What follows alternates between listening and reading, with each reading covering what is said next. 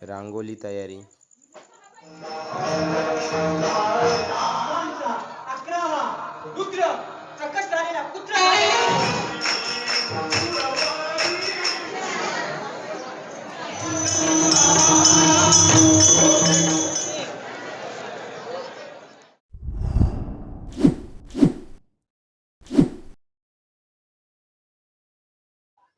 नमस्कार मित्रांनो, बोक्षेकर art painting YouTube चॅनलमध्ये आपलं स्वागत. मी महेंद्र पाटील घेऊन आला आहे ते म्हणजे मित्रांनो आमच्या चिंचोटी गावामधील श्री हनुमान जन्मोत्सव आणि पालखी याचा व्हिडिओ आपल्याला दाखवण्याचा एक प्रयत्न करत आहे. तर आता आपण या व्हिडिओमध्ये पाहणार आहोत ते म्हणजेच आपल्या श्री हनुमानरायांचा जन्म आहे तो आपल्याला या व्हिडिओमध्ये दाखवण्याचा प्रयत्न करत आहे. चला तर मग मित्रांनो व्हिडिओला सुरुवात करूया आणि पाहूया.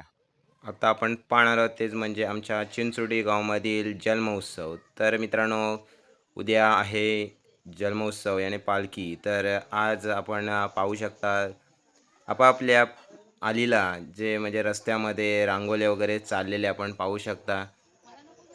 खरंच एक हा वर्षाने येणारा सण म्हणजेच आमचा श्री हनुमान जन्मोत्सव. तर एक आनंदमय हा क्षण ह्याची वाट आम्ही आतुरतेने पाहत असतो.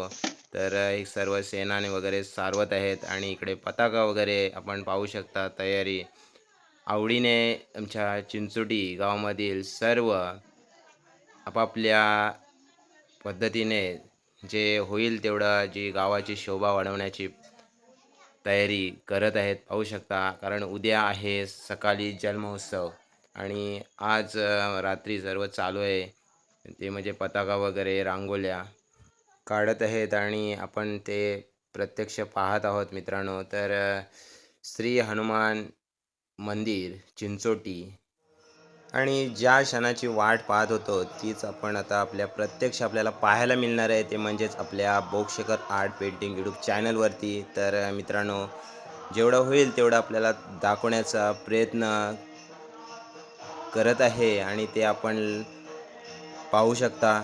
आणि सर्व आमच्या चिंचोटी गावामधील ग्रामस्थ व इतर पंचक्रोशीमधील काही आपल्या श्री हनुमान जन्मोत्सव पाहण्यासाठी येत असतात आणि आलेली सुद्धा आहेत पाहू शकता. तर मित्रांनो सांगायचं म्हणजेच हा असा श्री हनुमान जन्मोत्सव व पालखी सोहळा हा आपल्या अलिबाग तालुक्यामधील एक वेगळाच म्हणजे कार्यक्रम म्हणता येईल. कारण आमच्या चिंचोटी गावामधील सर्व एकजुटीने हा कार्यक्रम असतो म्हणजेच हनुमान जन्मोत्सव साजरा पालखीचा करतात. आणि आपण सुद्धा पाहिलंच असाल तर सांगण्याचं म्हणजेच एक तात्पर्य म्हणजे एकजुटीने असतात सर्व आणि एकजुटीने हा कार्यक्रम आज एवढा मोठ्या प्रमाणात असतो आणि तो साजरा करतात. आपण याच्यामध्ये पाहणार आहोत ते म्हणजेच आता जन्मोत्सव. तर अलिबाग तालुक्यामधील चिंचोटी गावामधील भव्य श्री हनुमान जन्मोत्सव व पालखी सोहळा आपल्याला या बोक्षेकर आर्ट पेंटिंग यूट्यूब चॅनलवरती पाहायला मिळत आहे. आणि मित्रांनो ज्याने कोणी आपल्या बोक्षेकर आर्ट पेंटिंग यूट्यूब चॅनलला सबस्क्रायबर लाईक केलं नसेल तर नक्की करा. कारण हे सर्वांचं आपल्या हक्काचं यूट्यूब चॅनल आहे मित्रांनो. कारण एक लाईकमुळं आपला व्हिडिओ इतरांपर्यंत पोहोचू शकतो आणि ते सुद्धा पाहू शकतात. त्यामुळं आपण सर्वांनी आपल्या या हक्काच्या यूट्यूब चॅनलला सहकार्य करा. तर मित्रांनो आता आपण पाहत आहोत ते म्हणजे जन्मोत्सव आणि सर्व आपण या जन्मोत्सवाचाच व्हिडिओ याच्यामध्ये आपण जो पाहणार आहोत. आणि भाग 1 आणि भाग 2 याच्यामध्ये आपण पाहणार आहोत तेच म्हणजेच जे बँजो वाद्य होणार आहे मनोरंजन ते आपण त्या व्हिडिओमध्ये पाहणार आहोत. आणि जो चौथा व्हिडिओ होणार आहे त्याच्यामध्ये आपण पाहणार आहोत ते म्हणजेच जे गावातील आपले हार असतात ते निघतात त्याचा व्हिडिओ आपण चौथा जो भाग असेल त्याच्यामध्ये पाहणार आहोत. आणि जो 5वा भाग होणार आहे तो म्हणजेच आपल्या गावातील श्री हनुमान जन्मोत्सव झाल्यानंतर आपण जो क्षणाची वाट पाहतो ती म्हणजेच पालखी. तर तो पालखीचा व्हिडिओ आपण हा भाग 5 असणार आहे त्याच्यामध्ये पाहणार आहोत. चला तर मग मित्रांनो आपण हे कीर्तन आणि जन्मोत्सव पाहूया. प्रत्यक्ष जगात्मा हा नारायण माहिती आहे. म्हणून ती ध्यानस्थ झाली. दशरथ राजाने ती बोलतच नाही वाटत ती हलवली तरी मग काय बरं हिला सांगावं. मग काहीतरी आपलं लक्ष लागण्याकरता हसण्याकरता आपल्याबरोबर बघण्याकरता सहज आपले दशरथ राजे म्हणाले, आपल्या लग्नात आठवते का तुला? आपण लग्नाचं आपलं वराड होतं, आपण समुद्रामध्ये गेलो आणि रावणाचा सैनिक झाला घातला. एवढं बोलल्याबरोबर रावण नाव आल्याबरोबर जी उभी राहिली आणि आपला दंड थोपटलेला आहे आणि अशी एकदम ह्याच्यामध्ये आली आणि सांगते, कुठे आहे तो रावण? त्याचं मी मर्दन करून टाकले. कुठे आहे असं ती जोर जोरात बोलायला लागली. दशरथ राजे घाबरले. हे काय करते अशी? हे असं काय वागते? ताबडतोब त्यांनी दशरथ राजांनी वैशिष्ट्य तिला बोलवून घेतलं. तिच्या अंगात भूत काढले, तिला पिशाच्य लागले, बाधा झालेली आहे, ती काढायला लागली. वैशिष्ट्य मी धावत आले, काय झालं नक्की? वैशिष्ट्य म्हणून तिच्याकडे पाहिलं आणि ते सुद्धा त्याच्यामध्ये लीन झाले, त्या नामामध्ये लीन झाले. त्यांनी सुद्धा संपूर्ण ती आकृती होती ती संपूर्ण श्रीराममय पाहिली. श्रीराम पाहिला आणि ते ध्यानामध्ये ते गेला. दशरथ राजा परत एकदा घाबरले. अरे हे पण ध्यानात गेले, ध्यानात सुद्धा झपाटले की काय? काय करावं? थोडे वेळाने डोळे उघडले. दशरथ राजे, अरे भूत बाधा वगैरे काही नाही, ही संपूर्ण हा परमात्मा जो आहे हा नारायण तिच्या पोटी येणार आहे, त्यामुळे ती संपूर्ण नारायण रूप झालेली आहे. तू चिंता करू नको, तुला 4 पुत्र होतील, 3 पुत्र होतील आणि हे सगळं त्याला पाहिलेलं आहे, ते ध्यानानं सगळं बघितलेलं आहे, तुमचं दूरदृष्टीने पाहिलेलं आहे, तू काय चिंता करू नको. मग दशरथ राजाला आनंद झाला. मग तिच्या हाती सुद्धा काही दानं होती, ती दानं सुद्धा दिली आणि असं होऊन त्यांचं बरोबर हे जे 9 महिने त्यांना आणि योग्य पूर्ण झाले त्या तिघी जणींना. आणि मग त्यांना त्या दिवसाला या चैत्र महिन्यातली अशी नवमी होती, त्या नवमीची शुद्ध नवमीला ते संपूर्ण अवतार होते. त्या अवतार झालेले आहे. प्रभू श्रीराम राया दुपारी 12 वाजून 5 मिनिटांनी त्यांचा जन्म झाला. त्याच्यानंतर लक्ष्मणाचा अवतार होता, शेष होता. शेष त्या ठिकाणी सुमित्रेला तिच्या गर्भातून आले आहे. काही कैकेयीला 2 मुलं झाली, ती मुलं तिला झाली त्याची सुदच नाही ठेवायची. बोला, अशा पद्धतीची मुलं झाली. तिला दासीने येऊन सांगितलं, काय झोपलीत तुम्ही? उठा, 2 मुलं झाली बघा तुम्हाला, हे बघा खेळतात. हा कुठली?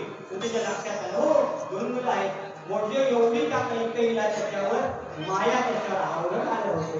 अशा पद्धतीनं हे सगळं झालं. आता पुढं काय झालं? ही रामनवमी नंतर आपल्याला पुढे येते आणि त्या दिवशी काय झाले तुम्हाला कथानक माहित असेल. हे जे कथानक होते ती जी देवांगना घाट जे प्रसाद घेऊन गेलेली होती, प्रसाद घेऊन गेलेली होती ती कुठे गेली? अशी आकाशात भरकटत त्या दिवसाला हवा सुद्धा वायू सुद्धा दोघा आणि वाऱ्याच्या रोगानं ती कुठे गेली? तिच्या खात गेली.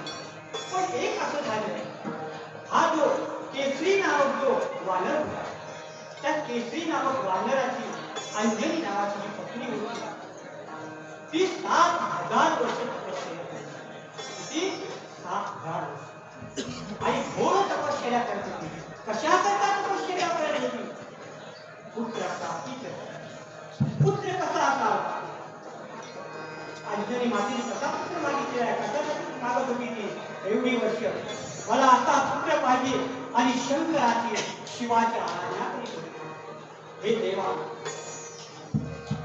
शिवाची एवढी आराधना केली की शंकराची आराधना करून साधना करून एवढी वर्ष तिने शिवाची साधना करून असा पुत्र पाहिजे असं सांगितलं की मला बलशाली पुत्र अफाट ताकदीचा पुत्र पाहिजे शिवाजीकडे मागितले. आणि तो एवढं बळ असून सुद्धा तो नम्र असावा, त्याच्याकडे सेवा असावा, त्याच्यावर भक्ती असावी, तो असा पुत्र असावा की तो सगळ्यांना सामावून घेणारा आणि संपूर्ण ब्रह्मांड अगदी आपल्या नकाग्रामध्ये असा माझा पुत्र असावा. लेशा त्याच्या पुत्र नसावा. देवा एक दे पण असा पुत्र दे. नुसते 4 देऊन त्याचा इकडे तिकडे आपली दुरावस्था होण्याकरता पुत्र देऊ नको. शिवांची आराधना केली आणि आराधना होती. आहे भोलानाथ दिगंबर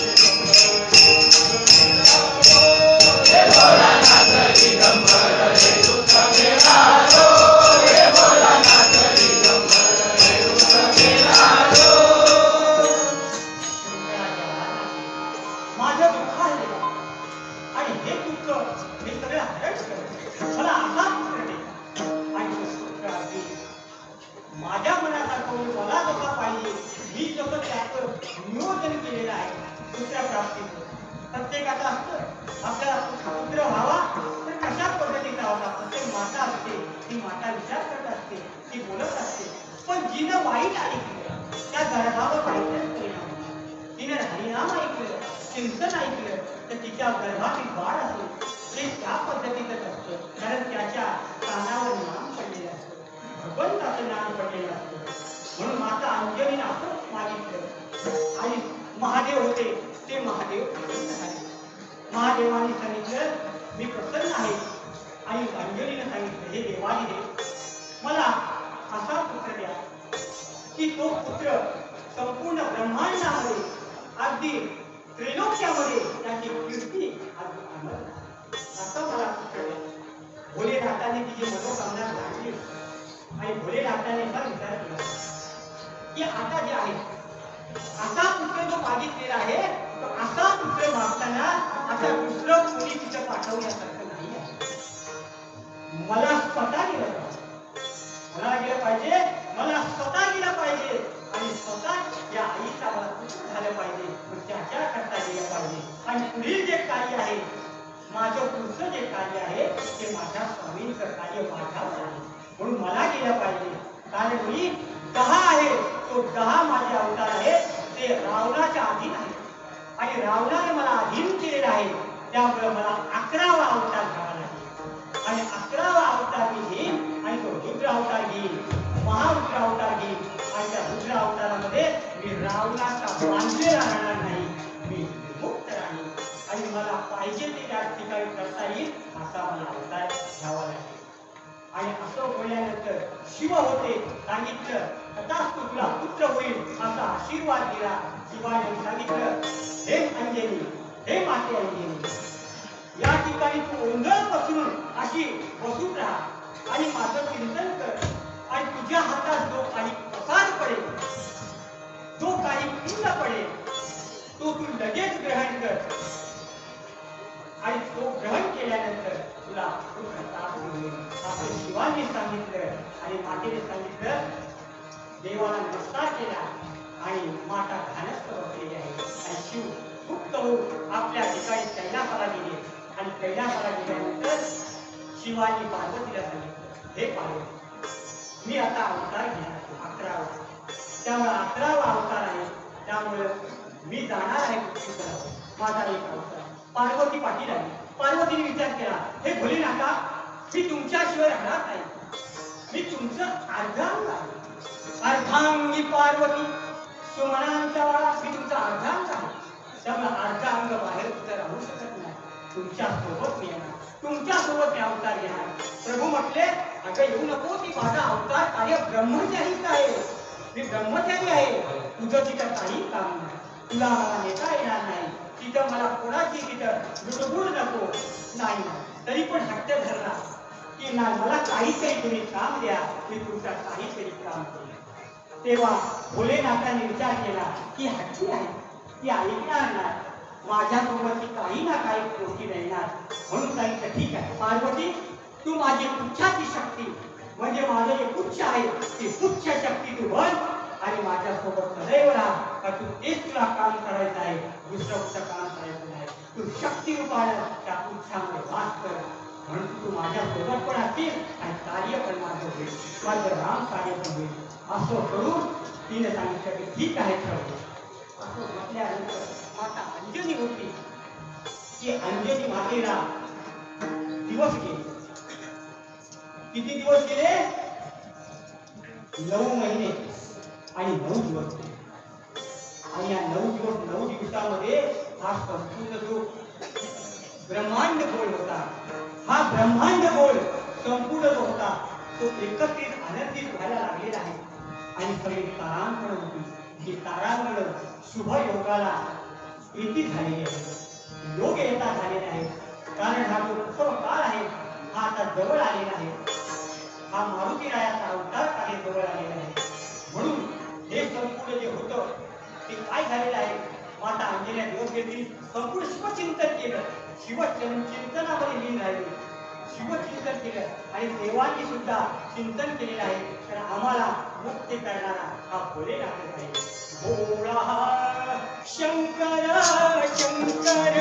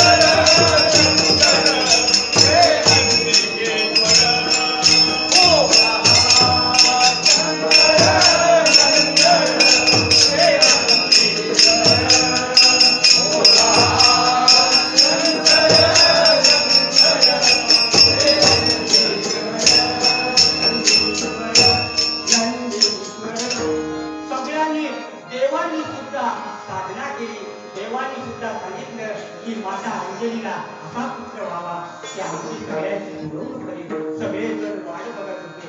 सगळेजण देवाची वाट बघत होते. आणि अवतार आहे हे देवाच्या प्रत्येकाचा अवतार आहे. हे नारायणाने वाटून दिलेला अवतार आहे. म्हणून हा शिवांना हा अवतार वाटून दिला आणि प्रत्येकाला शंखाला चक्राला सगळ्याला विष्णूने अवतार वाटून दिलेले आहेत. लक्ष्मीला स्वतः तिथे मिथिला नगरीला जायला सांगितलेले असे सगळे अवतार प्रत्येकाला दिलेले आहेत. आणि प्रत्येकाचे अवतार घेऊन पुढील कार्य करायचं आहे. तसेच माता अंजली सुद्धा नामस्मरण करून आपल्या पुत्राची वाट बघत होती. आणि आजचा जो महिना होता हा चैत्र महिन्यातील शुद्ध पौर्णिमा. आणि या शुद्ध पौर्णिमेला सकाळच्या वेळेला म्हणजे 6:33 माता अंजनी हा संपूर्ण पुत्र आहे. हा वानर रूप घेतलेला शिवांचा 11वा रुद्र प्रकट झालेला पुत्र आहे.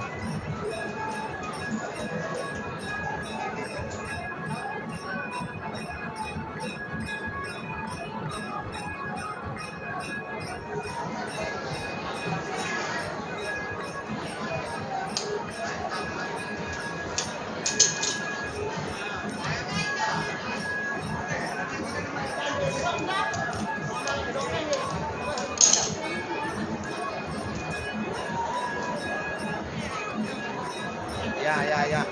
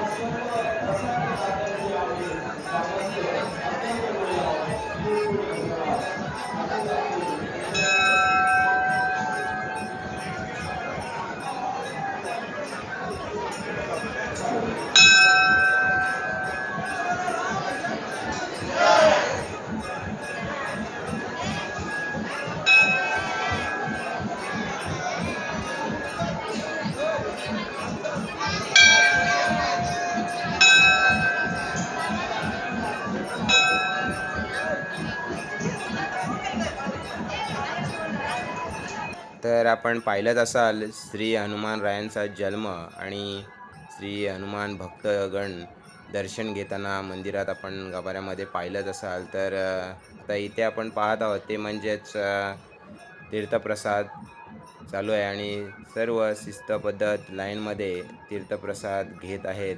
आणि आपण पाहू शकता आपल्या चॅनलवरती इथे आपण पाहू शकता कलिंगडं आलेली आहेत. इथे लहान मुलांची खेळणे वगैरे आपल्याला या दुकानामध्ये पाहायला मिळतात. अशा प्रकारे वेगवेगळी अशी दुकानं आलेली आहेत आणि इथे आता आपल्याला पाहायला मिळत आहे ते म्हणजेच वेणे, हार, गजरे सर्व या दुकानांमध्ये म्हणजे आहेत ते पाहायला मिळत आहेत. अशी 3 दुकानं आहेत आणि ही रात्रीचीच मित्रांनो येतात आणि रात्रीच वेण्या वगैरे हार संपतात आणि बाजूच्या गावातून सुद्धा आपल्या चिंचोडी गावामध्ये हार वेण्या न्यायला येतात. खरंच स्वस्त आणि ताजी अशी फुलं वगैरे असतात, पाहू शकता. तर आपण आता पुढे पाहणार आहोत ते म्हणजेच मंदिरामधील दर्शन. तर आम्ही सुद्धा घरातील सर्व आलेलो आहोत दर्शन करण्यासाठी आणि प्रत्येकजण हार घरातील दर्शन करण्यासाठी आता येत आहेत. लाईन चालू आहे मागे सर्व लाईनमध्ये. तर आम्ही सुद्धा आलो आणि इथे दर्शन तीर्थप्रसाद घेतला. त्यानंतर आपण पाहणार आहोत ते म्हणजेच प्रत्येक आलीचे ग्रुपचे जे हार असतात ते वाद्य करत मिरवणूक निघत असतं ते सुद्धा आपण पाहणार आहोत. त्यानंतर आता होणार आहे भजन, ते सुद्धा आपण पाहणार आहोत.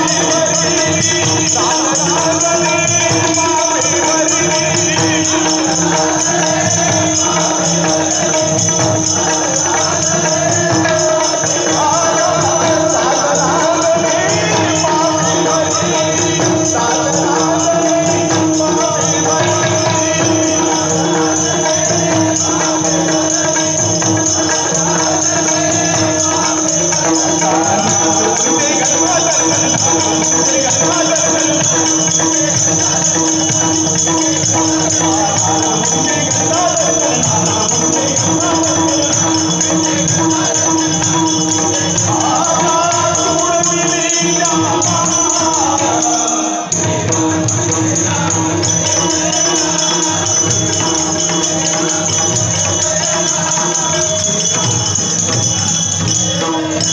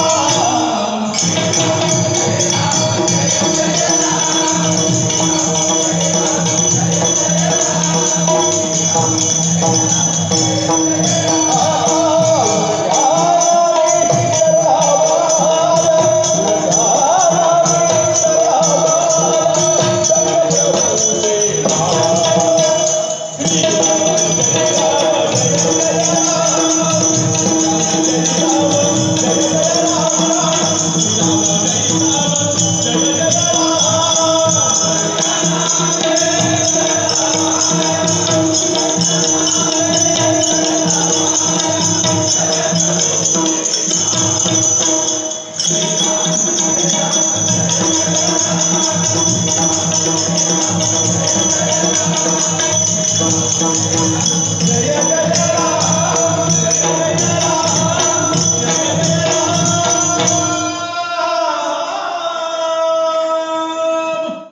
मित्रांनो, हा व्हिडिओ होता श्री हनुमान जन्मोत्सव. आपण पुढच्या व्हिडिओमध्ये पाहणार आहोत ते म्हणजेच बँजो वाद्य मनोरंजन भाग 2 आणि भाग 3 मध्ये.